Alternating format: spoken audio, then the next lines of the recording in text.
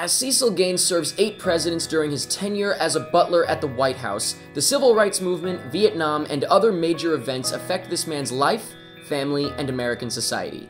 This is The Butler, or Lee Daniels the Butler, depending on who's asking.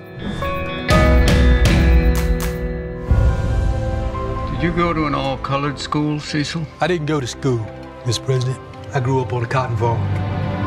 Get back to work. Don't you lose your temper with that man. It's his world. We just living in it. About time you go ahead on your own. You looking for some help? You done broke our window. You done stole our food. And now you asking for a job? I know how to serve.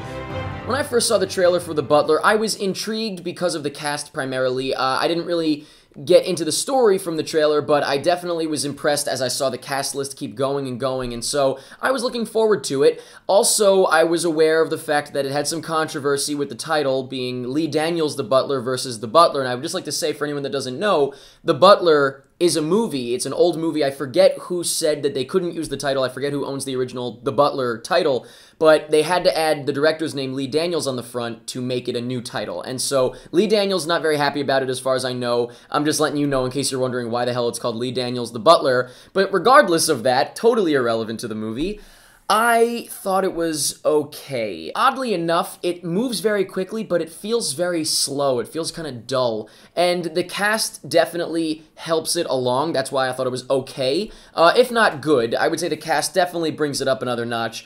But it's just the rest of it is really not that compelling, and I just didn't really get that into it. So let's get a little more into Lee Daniels the Butler, starting off with the plot and the writing. I was actually into it for a bit. I think it loses steam about halfway through. I don't know if that's more so in the writing or the directing. Probably a mix of both, but I was definitely interested for a little while, and the parts I was interested in most in the movie are the father-son elements, and I definitely connected with that. I thought that was great. But other than that, I don't know if it's just the fact that, you know, it's a bit predictable. Obviously, we know history to the point where you know the overall story, you know, where it's headed, you know what I mean? So that's why I was maybe more invested in the father-son stuff, because that is not, you know, a part of my knowledge of history, these guys' father and son relationship. But like I said, maybe it's more so in the directing, which I didn't think was bad. I just didn't think it was anything. It kind of just was standard. I do have to say I liked the cinematography. I thought that there was a lot of zooms that were interesting to me. Zooms in and zooms out.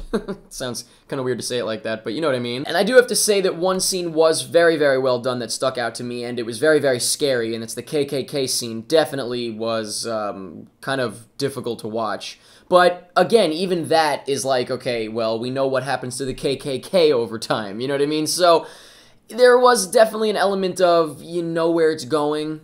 And so I guess that's the type of thing that plagues any movie with this theme, this story, and I guess there's really no getting around it unless you do a really, really good job, which, you know what, honestly, some have definitely done a better job. But like I said, I do think that the cast, the acting, definitely helped this movie out and made it at least enjoyable. Like I said, I thought it was okay, if not good, and it's really just because of some really great performances that are definitely better than the material, or better than the movie itself. First of all, Forest Whitaker, and I'm not going to get into everybody, there's way too many people, but I'll start with Forest Whitaker here.